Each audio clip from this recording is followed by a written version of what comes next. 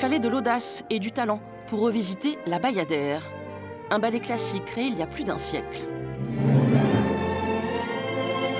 Dans cette nouvelle version, décors et costumes évoquent toujours l'Inde magnifiée. Portées et arabesques appartiennent au langage de la danse classique. On retrouve les mêmes personnages, la même intrigue. Nikia, la Bayadère, danseuse sacrée hindoue, s'éprend du séduisant Solor. Mais Gamzati est jalouse de leur histoire, elle veut l'épouser, elle va tout faire pour que Solor revienne vers elle. Mais cette fois, Jean-Christophe Maillot a transposé la Bayadère dans une troupe de danse où les disputes font rage entre les uns et les autres à cause de ce trio amoureux. La compétition va mener au drame. Le chorégraphe modernise le ballet, lui donne son style. Et pourtant, il ne voulait surtout pas toucher à la Bayadère créée par Marius Petipa. Je ne suis pas là, moi, pour imposer une nouvelle vision de la Bayadère. Elle se suffit à elle-même, la Bayadère. Elle est magnifique comme ça. Voilà. C'est ma Bayadère parce que c'est juste un peu, c'est mon histoire et peut-être le privilège que j'ai après 40 ans de direction de compagnie. J'ai rencontré tellement de gens, de chorégraphes, et tout ça s'est inscrit vraiment dans mon ADN et j'avais envie de parler de ça. C'est pour ça que ça se passe dans un studio de danse, enfin, ou dans une arrière-scène de théâtre.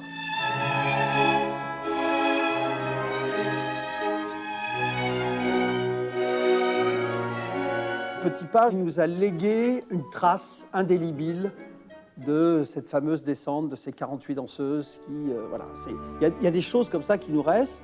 Et puis, il a formalisé cette écriture académique sous une forme du grand ballet classique qui nous est resté. C'était un énorme héritage. Donc, je dis ma Bayadère parce que pourquoi on n'aurait pas le droit de le danser, nous? Mais moi, si je le fais, je veux que ce soit fait comme ça a été fait à l'origine et je ne peux pas le faire avec mes danseurs. Parce qu'il faut des danseurs formatés, qui sont tous sortis de la même école, qui ont le même type de corps et qui, quand descendent leur... T'en as 48, c'est les mêmes d'ailleurs. Moi, j'ai des danseurs qui viennent du monde entier, il n'y en a pas un qui ressemble à l'autre. Donc ça veut dire quoi? Ça veut dire qu'on ne pourra jamais faire la Bayadère? Enfin, moi, je m'interdirais toujours de faire la Bayadère mal. Je n'ai pas envie de l'avoir mal dansée. Donc, la seule solution, c'est d'en faire une nouvelle. Toute la création s'est déroulée ici, pendant 2 mois, dans le grand studio des ballets de Monte-Carlo. Le chorégraphe nous a laissé assister aux répétitions. Les 40 danseurs vont travailler le 2e acte. Nous sommes à 27 jours de la première représentation sur scène. All right. Fais voir là juste. And... Exactly, very nice, yeah. Même si tout semble sous contrôle, avec Jean-Christophe Maillot, rien n'est écrit à l'avance. Ouvre un peu les bras, Juju, quand t'arrives. Il ne sait jamais quelle gestuelle il va créer. Open, nice. Il improvise une danse instinctive. Perds pas trop de temps. Vas-y, vas-y, Ige. Sa première inspiration, c'est la musique. Ok, stop, yes. Be careful now. Faites attention maintenant, parce que celui-ci était un peu plus fort et vous commencez à faire... Talali, et tout devient molasson, corazon. Les pas, jamais. Je suis incapable. Je n'arrive même pas à les... C'est quelque chose que je ne sais pas faire. Je ne sais pas le visualiser. J'ai un petit scénario, mais il faut absolument laisser le rôle de l'improvisation en place. Et moi, il faut que j'improvise avec les danseurs en direct, avec la musique. C'est vraiment c'est la source principale pour moi d'écriture. This one was talali. Vous pouvez toujours donner un petit accent, mais la dynamique me montre quelque chose. Sinon, ça ressemble à du pain dans du lait. Parmi tous les danseurs de la compagnie, il a dû sélectionner 5 solistes pour les rôles principaux de la Bayadère. Juliette incarne le personnage de Nikia. C'est son premier grand rôle. J'étais très touchée et très excitée, très contente, toujours un peu stressée parce qu'on se dit forcément que voilà, on a une page blanche et qu'il va falloir aussi savoir proposer des choses parce que c'est aussi un challenge. Là, il y a l'intérieur. Jean-Christophe vient avec ses idées virtuelles et nous, c'est à nous de les transformer en des mouvements de danse, de quelque chose de physique, qui existe en fait, de réel.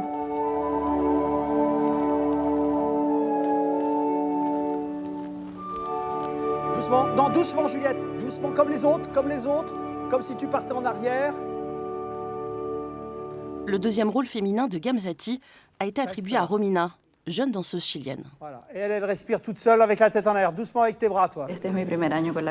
C'est ma première année avec la compagnie, donc je me sens très privilégiée de faire partie de la création, de pouvoir travailler avec Jean-Christophe, de voir comment fonctionne la compagnie pendant ce moment si spécial de la création. Je crois que c'est différent quand on danse quelque chose qui a été créé dans le passé, comparé à ce moment magique où l'on cherche tous à comprendre comment doit être notre personnage.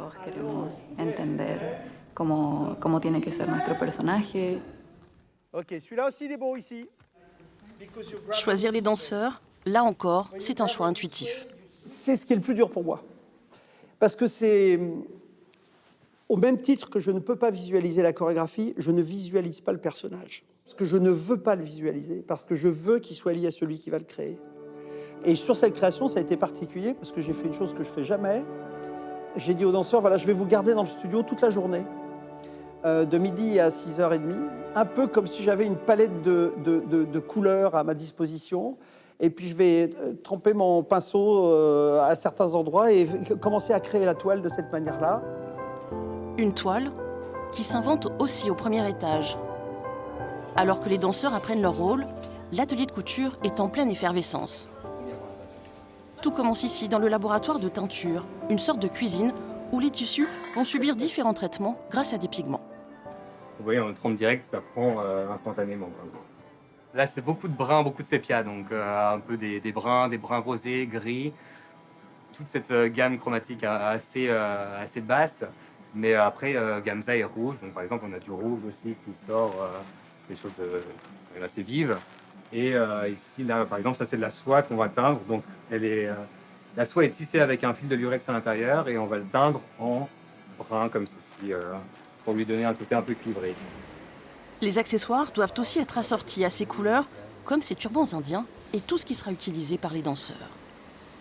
Tout ce qui est dégradé aussi, souvent ça marche plutôt bien sur scène. L'atelier doit produire plus de 300 costumes. Certains sont presque achevés. Comme cette immense cape dorée portée par le héros, elle représente des heures de travail. Elle danse pas cette cape, elle est juste portée, il fait une entrée, il la jette et puis voilà. Donc, Pauvre cape. pauvre cape, ouais. Là, c'est en lycra texturé. Là, t'as la résille. Et là, si t'as la résille là qui est trop étroite, c'est un peu complexe. C'est agréable d'avoir des beaux tissus, on aime toujours ça, et d'avoir il y a toute une collection de saris indiens, des couleurs très très vives. Tout de suite sur scène, ça va donner un éclat. Mais à 3 semaines des répétitions sur scène, tout n'est pas prêt. On coud encore les costumes du premier acte. Et ceux du deuxième acte, baptisés l'acte blanc, ne sont pas commencés. On en est au choix des tissus et des tests sur le stretch. Mais puis, on revient pas surtout.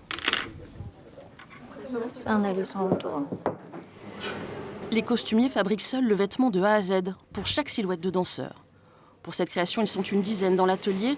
Ils savent travailler toutes les formes et toutes les matières, comme ici le tulle, qui ne sert pas seulement pour les tutus.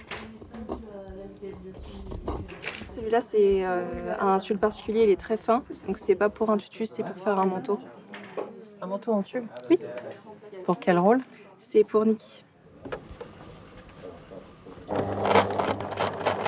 Ça reste quand même une belle réussite finalement, de voir ça sur scène, que ça aille. C'est un peu du sur-mesure finalement.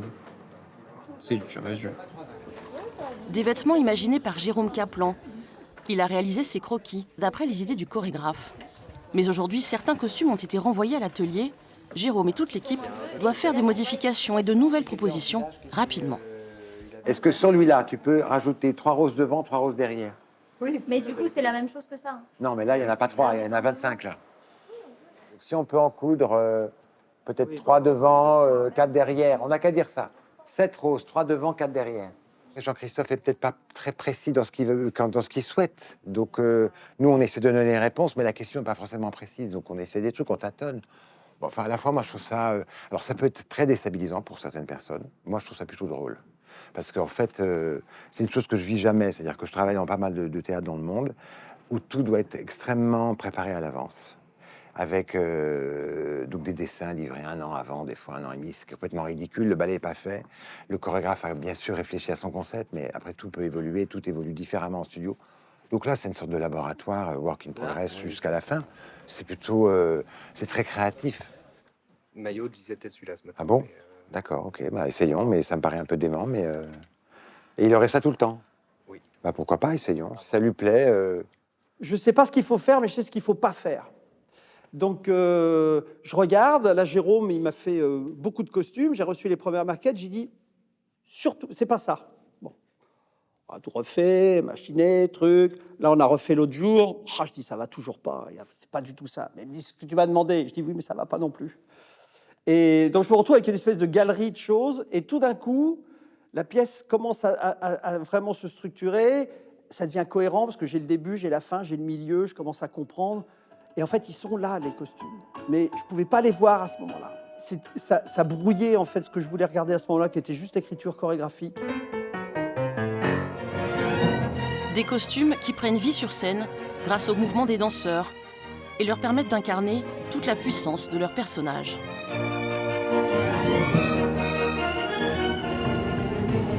Mais dans cette création, le chorégraphe a voulu reprendre une partie de la Bayadère originale, un passage très attendu, la danse infernale.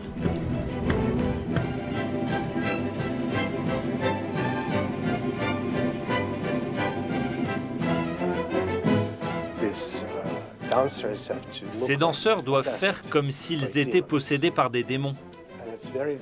C'est très intéressant et assez unique dans le contexte des chorégraphies de Marius Petipa, qui était lui-même un super danseur de caractère et qui a toujours laissé une chance dans ses productions aux danseurs de briller. Alexei Ratmansky est un chorégraphe ukrainien qui travaillait en Russie. Dès le début de la guerre avec son pays, il s'est exilé aux États-Unis. Aujourd'hui, le chorégraphe est venu aider la compagnie. Les épaules doivent être dans cette direction.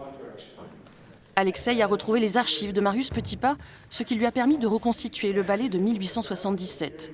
Il donne de précieux conseils aux danseurs pour conserver ce rythme diabolique. On ne peut pas dire avec certitude que ce sont les pas originaux, mais ce sont les pas qui ont été exécutés à l'époque de Marius Petipa. C'est aussi proche que l'on peut l'être. À 2 semaines de la première, la création n'est pas totalement terminée, mais le rythme s'intensifie. Le chorégraphe a donné les grandes lignes, les enchaînements, le sens de chaque mouvement, mais il reste à peaufiner les détails. À ses côtés, il y a Bernice Kopiters, sa compagne, sa muse, ancienne première danseuse des ballets de Monte-Carlo, qui a interprété les plus grands rôles. Donc, à ce moment-là, on tourne. Pas d'arabesque, on attrape et on tourne. J'ai des gens comme Bernice Kopiters qui passent derrière. J'adore d'ailleurs, elle a toujours cette expression, elle dit il y a beaucoup de microbes. C'est-à-dire qu'elle trouve souvent, quand les danseurs font, elle dit oh, il y a beaucoup de microbes, il y a beaucoup de mouvements qui sont inutiles, qui ne servent à rien, des scories qui parasitent finalement la clarté du mouvement. Et là, elle fait ce travail de nettoyage, ce qu'on appelle de nettoyage, pour que ça brille, et ça fait une très très grosse différence.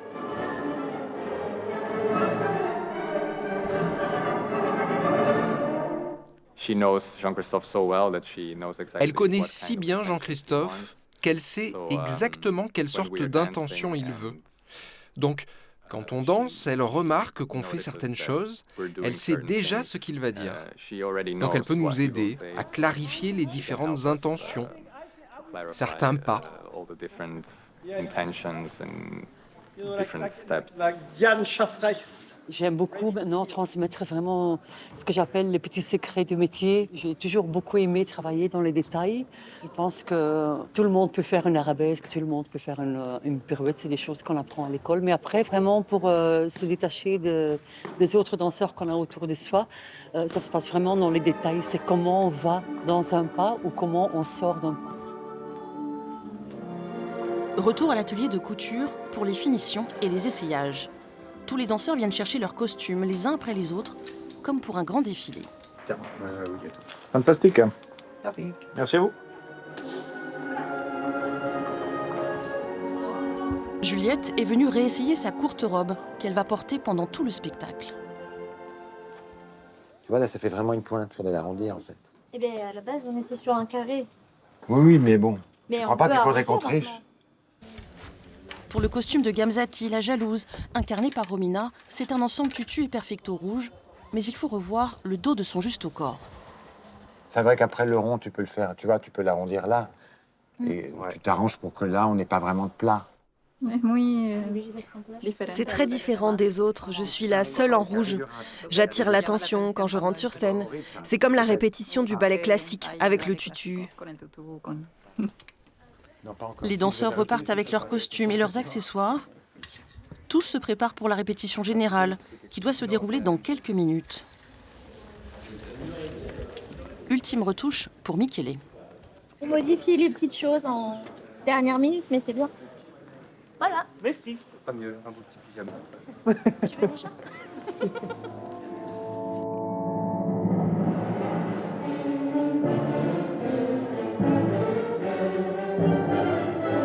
La répétition générale se passe sans interruption, comme pour un véritable spectacle.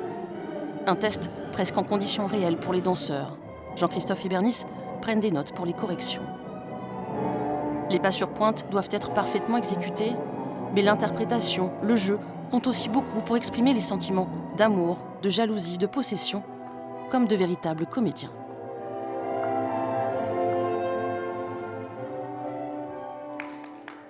Je prends chaque filage comme un spectacle. C'est important parce que comme ça, au moins, on prépare au mieux son corps. Et justement, pour enchaîner toute une série de spectacles, c'est important déjà de mettre la barre assez haute. Une longue journée de cours et de répétition, une épreuve physique aussi pour Iggy, le rôle principal masculin. Lundi, c'est toujours difficile, mais c'est important de le refaire, de le ressentir pour l'endurance. Son endurance, Iggy la travaille encore après la répétition, en faisant des exercices de musculation. 20 kilos au bout de chaque bras. Et il n'est pas le seul, chacun sa manière de récupérer. Juliette, elle, a pris rendez-vous avec l'ostéopathe de la compagnie. Ça va, Juliette? C'est juste là. On fait en prévention, on fait beaucoup de récupération. On fait ça maintenant, après on va faire la récupération et ça, c'est une clé. S'ils récupèrent bien, demain, ils sont moins fatigués et ils peuvent donner plus. Okay. Pouvez-vous gentiment monter le pied et relâche. Sur le moment, peut-être que c'est pas dangereux, mais si on accumule justement cette petite douleur, après, c'est vrai qu'on peut créer quelque chose. Et c'est pour ça que justement, je fais en sorte de voir Peter avant qu'il se passe quoi que ce soit de dangereux. C'est pas mieux là? Oui, c'est mieux. Sur pointe ou pas, le risque de blessure, c'est la hantise de tous les danseurs. Le chorégraphe en a fait la douloureuse expérience il y a longtemps, un traumatisme qu'il évoque dans son spectacle. Ce qu'il y a, c'est qu'il y a dans cette pièce énormément de choses qui appartiennent à mon histoire. La mort de Nikia dans ce ballet correspond à ce que moi j'ai ressenti quand je me suis cassé le genou le soir d'une générale, quand je dansais Roméo et Juliette à 21 ans et que j'ai su à ce moment-là, seul au milieu de la scène, face à une salle de 1500 places, que ma carrière était foutue. Voilà, il y a énormément de choses dans cette pièce qui sont issus de ces mémoires, de ces souvenirs, de ces traces. Décors, costumes et danseurs se retrouvent au Grimaldi Forum pour les répétitions sur scène. Les danseurs ont 10 jours pour adapter la chorégraphie à ce nouvel espace, tout en gardant la même intensité qu'en studio.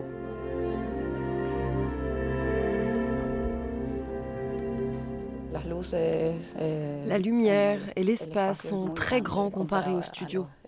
Donc il faut aussi ajuster plusieurs choses. C'est une scène très agréable pour danser. Non, je veux dire, on ne le fait pas plus sombre. Non, on reste comme ça. Molto excitato, sì. Eh oui, je suis très excité, oui. Et comme toujours avant la première, en fait, il y a toujours de l'anxiété, cette sensation d'être un peu nerveux, mais d'une façon positive. Di essere un po' nervoso, però in un modo positivo, che vuoi danzare. Tu veux danser, tu veux partager avec le public, évidemment, tout le travail qui a été fait pendant ces 2 mois. Mais il faut d'abord s'accorder avec l'Orchestre Philharmonique de Monte-Carlo.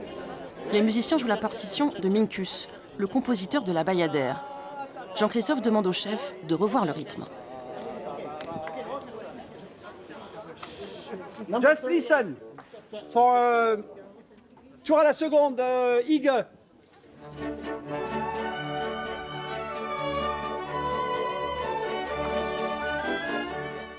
Je suis toujours en train d'ajuster, j'essaye de faire en sorte que ça marche pour eux, et parfois on me demande de changer quelque chose qui est différent de l'enregistrement, donc on fait vraiment une nouvelle approche. Dernière correction sur scène, avant la première. Jean-Christophe Mailloux est satisfait de cette répétition générale. C'est assez rare. Mais je pense que tout le monde était vraiment très bien. Le premier acte était très beau. Bien sûr, les choses peuvent être meilleures. Ne pensez pas que vous avez atteint l'Himalaya, mais vous en êtes très proche.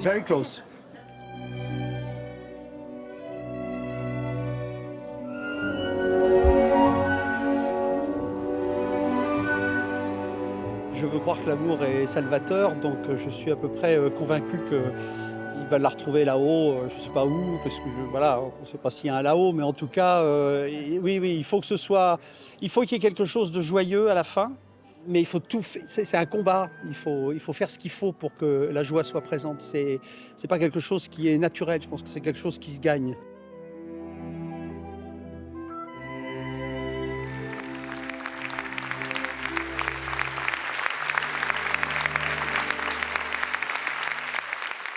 J'ai vraiment profité, je me suis vraiment amusée. Ça a été un parcours incroyable que je porte vraiment au plus profond de mon cœur, vraiment.